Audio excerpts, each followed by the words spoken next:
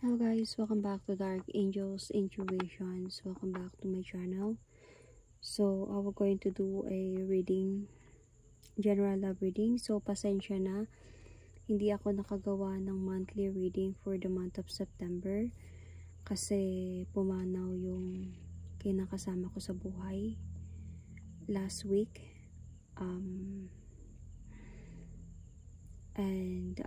Hindi ako makapag-focus talaga. Even now, medyo I'm still grieving. Pero, pinakaya ko na lang. Dahil ayoko din magmukmok sa tabi at walang ginagawa. Like, ang hirap pero life is like that. Ganun talaga yung buhay. Hindi talaga tayo forever dito sa earth.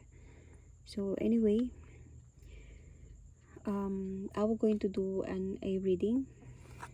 This is a general love reading.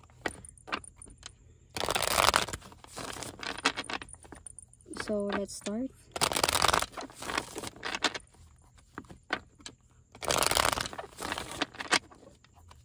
Hindi lahat resonate sa reading nito. Takes what resonates and leave the rest. This could be a vice versa and this is a timeless reading, okay?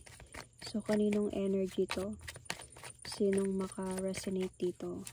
Let's see.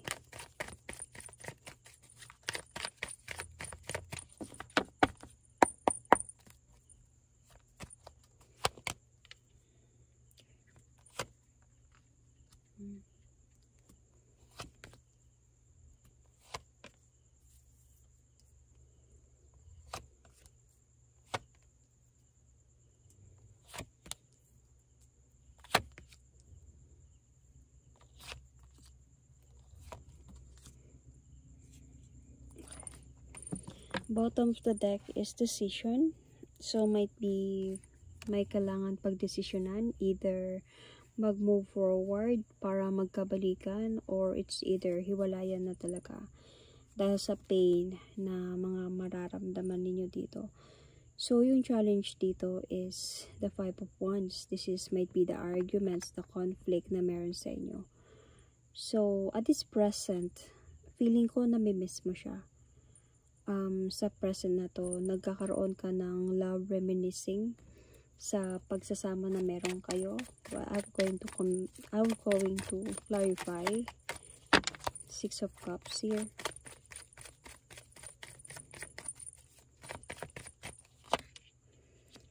See. Through this, hindi ka nakatulog sa gabi. Thinking about this, you really miss this person a lot. And though you are in a healing process right now, so nag-heal ka, pero alam naman natin sa mga, siguro madami na din nakaranas ng healing and pag-move on, itong ganito, parang kumbaga bumabalik, parang kumbaga hindi tayo nag-move on talaga, na diretso na talaga. Sometimes kasi bumabalik yung memories, namimiss natin, naiiyak tayo. So, ito yung nangyayari sa mga sino maka-resonate sa reading na to. Ito yung nangyayari sa'yo ngayon.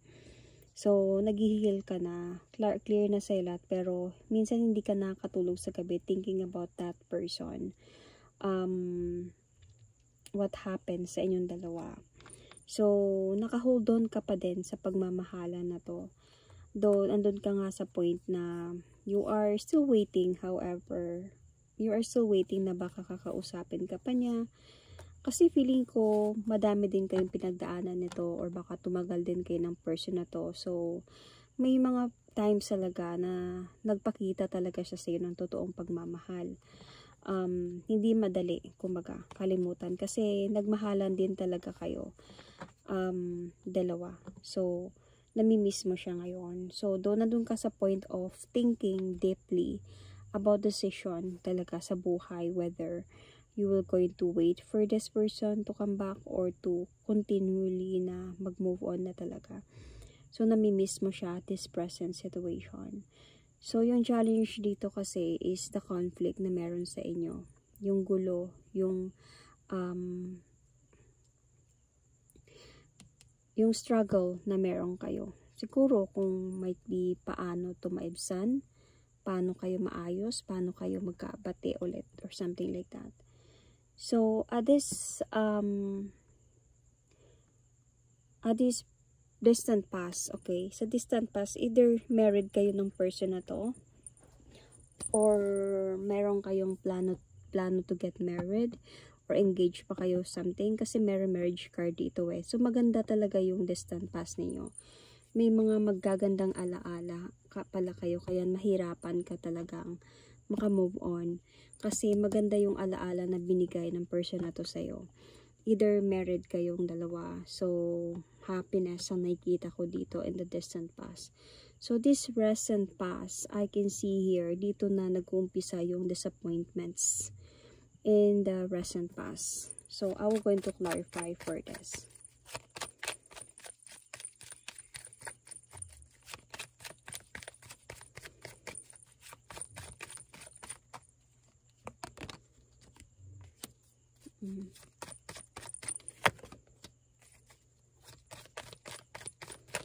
Feeling ko in the recent past, may nalaman ka or may nakapagsabi sa'yo. Either may nalaman ka about this person na ikakasakit ng damdamin mo, ka-break, kakaano ng puso mo, okay? That breaks your heart.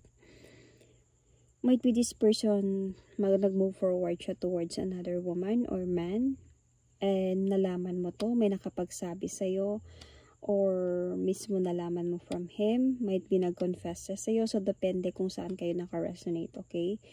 Kasi nalaman mo na might be naging dalawa pala kayo sa buhay na niya, and na-juggled siya, so nagkaroon talaga ng disappointments kasi nalaman mo to eh. So, nasaktan ka talaga sa nangyari. And might be ito yung cause ng separation ninyong dalawa.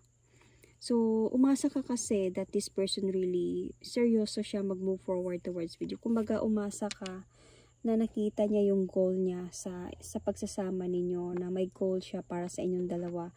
Tapos pala, ang ending is like, naglaro pala to siya.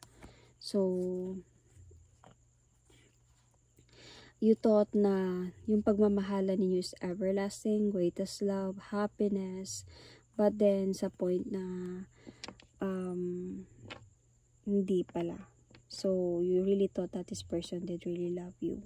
Kaya at this present situation, may nangyari sa inyong separation dito because sa mga nalaman mo. Nagkaroon talaga sa inyo ng fight, judgment. I can sense here na parang masasakit na mga salita na nabitawan sa isa't isa.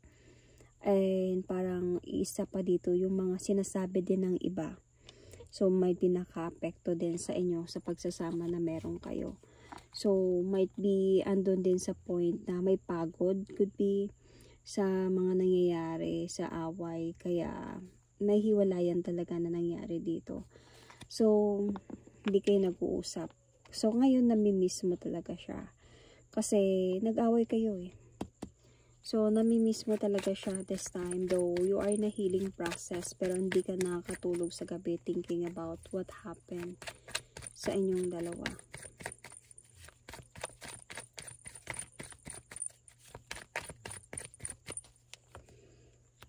See. Andun sa point that there is something about cheating. So, might be this person did cheat on you, have cheated on you. That you thought na nag-offer na siya sa'yo ng, could be it's either engagement, future, victory, or could be nangyari na to sa inyo. Baka married na kayo, and you thought na dadalhin ka niya towards victory sa marriage na meron sa inyo. Moving forward, yun pala, niloko ka niya. So, judgment card is here. It would be like, may mga tao, kumbaga nahiya ka sa mga nasabi ng ibang tao, naka-apekto to sa'yo, and yung pag-aaway ninyo is may mga masasakit na salita kayo na bitawan sa isa't isa, na humantong talaga sa point ng paghiwalay. Away could be. So, and even ending of your marriage or relationship. So, disappointments, hindi mo na-appreciate yung mga nangyayari. So, ito yung nagiging challenge dito sa sitwasyon ninyo. Nagiging challenge siya because paano kayo magkakabalikan kung ganito kayo? Paano kayo magkakabalikan if hindi kayo nag-uusap at mayroong kumbaga conflict na namamagitan sa inyong dalawa? So, for the best outcome, of course, for the best outcome para sa person mo na to come back to you. Of course, kailangan niya talaga na ligawan ka balik or I will clarify. Suyuin ka balik.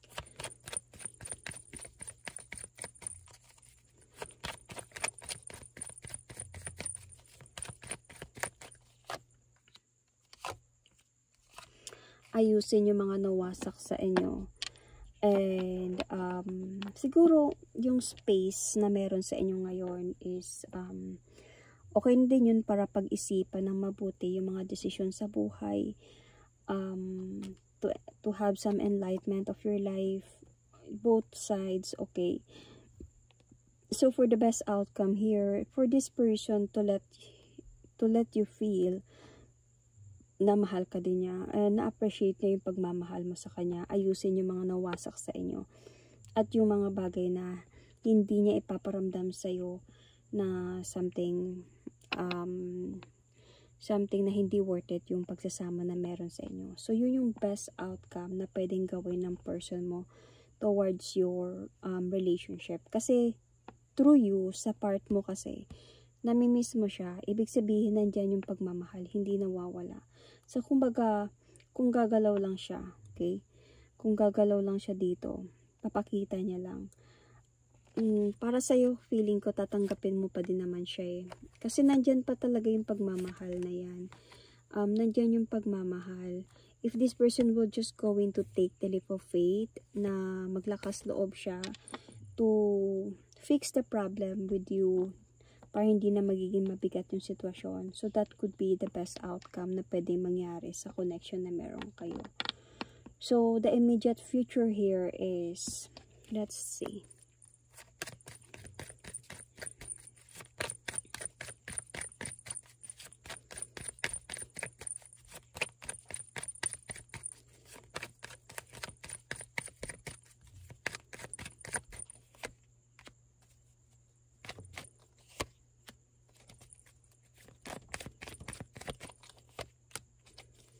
So, the immediate future here is unsureness about sa totally na pag-aayos. Bakit? Kasi may clarity kasi dito eh. Nalaman mo that this person have cheated on you. So, nalaman mo. Kaya, if ever man nababalik siya sa'yo at makipag-ayos sa'yo, magkakaroon talaga dito ng mga issue, trust issue. May babalik talaga yung mga tanong about that other person na na-involve sa connection ninyo, kung bakit, dahilan ng bakit kayo naghiwalay. So, in the immediate future, kung ganito yung mangyayari sa inyo, so hindi magiging sure yung happiness and fulfillment ng marriage ninyo ba or ng commitment ninyo. So, hahantong lang din siya sa separation or hahantong siya sa wala because of that other person na na-involve. So, if ever man andun sa point na, kasi meron kasing time na mapapagod ka talaga. Kasi hindi ka na ganun ka magtitiwala gaya before sa person mo. So, masyado nang magiging komplikado yung relasyon ninyo, na palagi ka na lang mag-iisip na baka sila pa, baka nag-uusap pa sila, may relasyon pa sila. Mag-overthink ka talaga dito. Kaya in the immediate future, even if babalik siya, parang walang mangyayari. Parang unsureness about the happiness and fulfillment ng pagbabalikan. Though ito yung gusto nyong mangyari or ito yung gusto mong mangyari. Pero, pwede naman yan siya masolve eh. Pwede yan siya masolve if magiging practical ka, that life is really like this, natetest talaga yung loyalty, faithfulness ng isang relasyon. So, if you really want na maging maayos yung pagsasama ninyo, then try to, kumbaga, itapon yung mga bad or sad memories or mga hindi magagandang pangyayari, negativity ng pagsasama ninyo, and to build another one, which is hindi naman na mababalik yung trust, pero you're going to create another trust. Kumbaga, try mong magtiwala balik kung pinapakita niya din naman sa'yo yung kailangan siyang pagkatiwalaan ulit or deserve niyang pagkatiwalaan siya ulit. Kung pinapakita niya naman yun sa'yo at ginagawa niya ng lahat para mapagkatiwalaan mo siya ulit, why not, diba? So you don't have na din na to tackle it again and again about the situation from the past or about the situation about the reason kung bakit kayo naghiwalay or that other person. Hindi mo na kailangan ibalik yun. Kasi kung pag ibabalik mo yun, pag okay na kayo, sometimes kasi may mga, especially sa mga babae, minsan kahit okay kayo, parang naghahanap ng problema ba, kumbaga, kahit nagtatanong lang, medyo yung ano man yung isasagot ng lalaki, peligro, 'di ba? Parang kumbaga, kung ano man yung isasagot ng lalaki, medyo may tatamaan talaga. So, wag nyo nang, pag nang kayo hahantong sa point na may mga tanong kayong aabot sa ganong point. So, it's better na if you really want na maging maayos yung pagsasama ninyo, sa marriage ninyo or sa pagsasama ninyo is, pag-usapan nyo na lang yung about sa future, sa happiness, sa plano ninyo, anong gagawin nyo, at hindi na lang about sa past. Okay, even if sometimes talaga hindi yan mawawala sa isipan natin, nag-iisip talaga tayong dalawa. So better than kaysa sa tatanungin mo, nag-uusap pa ba kayo or something, tanungin mo na lang siya, how much you love me, na-appreciate mo ba ako sa buhay mo, something like that. It's all about you, para yung iisipin niya, focus niya, yung about sa'yo. Kasi kung magtatanong ka, ibabalik mo yung pangalan ng nakaraan, dahilan ng pag-iwalay ninyo, may isip niya yun eh. So, definitely may isip niya yun. Definitely, pwedeng one day, sa gabi, may isip niya, ano na kayong ginagawa niya? Kasi nabalik mo eh. So, instead of focusing on that, kailangan na lang talaga na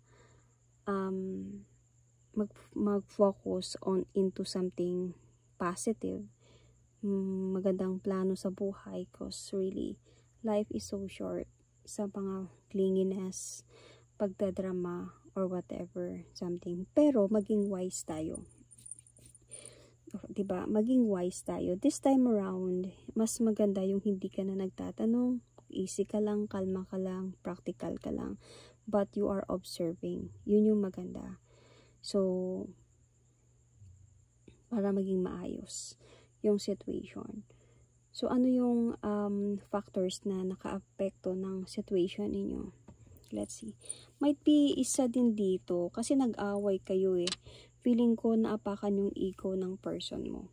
Kumbaga, sa mga masasakit na mga salita na bitawan mo sa kanya, naapakan yung ego niya. Might be you are dealing with an Aries sign. Might be dealing with the Capricorn sign. So, I can also see here, you might be dealing with the Cancer sign or Pisces, or you or your person might be. Sagittarius is also here. Taurus. So, Leo is also here. So, itong mga sign na to, definitely may mga ego to.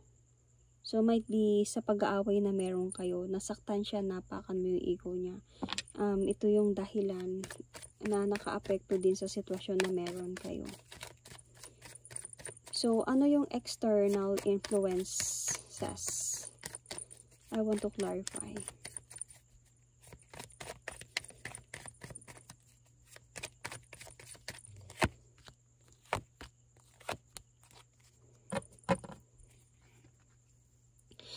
Feeling ko yung lack of communication. Yun yung naging ano dito. Kasi parang parang may tinatago kasi. Hindi, parang kumbaga hindi na na-appreciate yung mga nangyayari. Hindi na kayo nagkakaunawaan pero hindi nyo na natakal to. Hindi nyo na pag-uusapan. Hindi nyo na open up. Kumbaga instead na i-open up ninyo, pag-usapan yung pag-aaway sa fresh pa na nangyayari is hinayaan. Instead na pag-usapan, hindi nag-uusap, nagka-awayan, hindi parang nagkatampuhan or nagkaroon ng pride and ego sa isa't isa. So, imbis na maayos at pag-usapan, maintindihan, yun yung naging problema, lack of communication. Dito mas napapa-challenge yung connection ninyo. Kasi feeling ko andito sa point na it's either you are just really trying to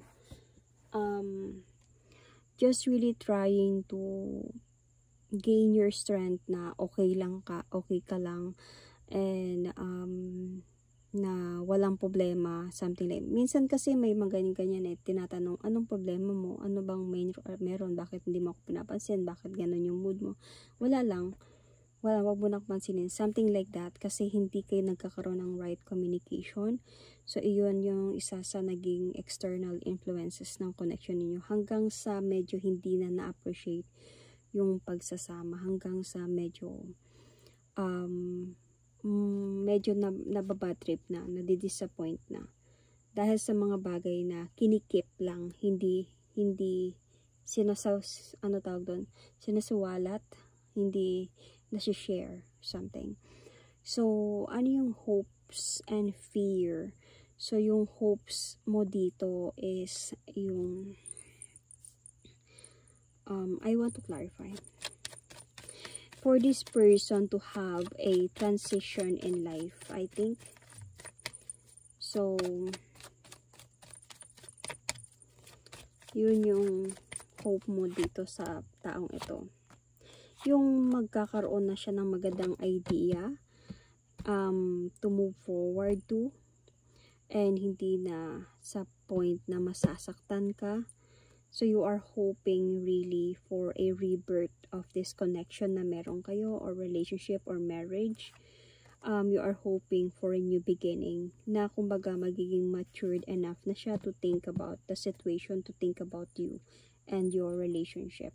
And yung fear mo naman dito, of course, na might be madami siyang yung manipulation, madami siyang mga lies and unfaithfulness na ginagawa sa iyo. So that's why bakit ka nasasaktan, might be yung mga iniisip mo totoo, baka hindi lang doon sa mga nalalaman mo, baka may iba pa dahilan kung bakit hindi siya masyado nag-open up sa iyo, dahil sa wala siyang balak na mag-open up sa iyo. Baka dahilan kung bakit ka nasasaktan dahil totoo yung mga intuitions mo and totoo yung mga hallucinations mo. So, yung fear mo dito. So, the final outcome is the 3 of Pentacles.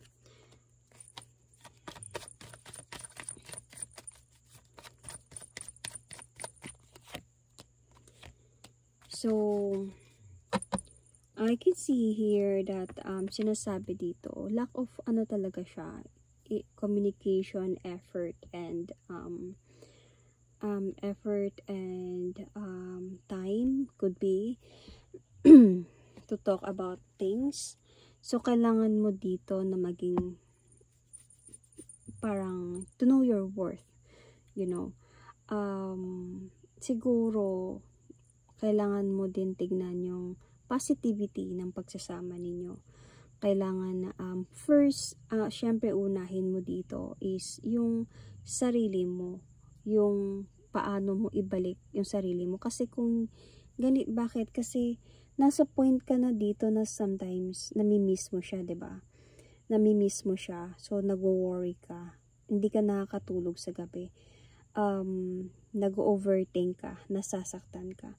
So, kung hindi mo i-overcome muna yon, hindi ka makapag-focus kung anong gagawin sa connection na meron kayo. Paano kausapin, paano mag-communicate, anong gagawin. So, kailangan unahin mo muna yung sarili mo. You need to know that you are worth it.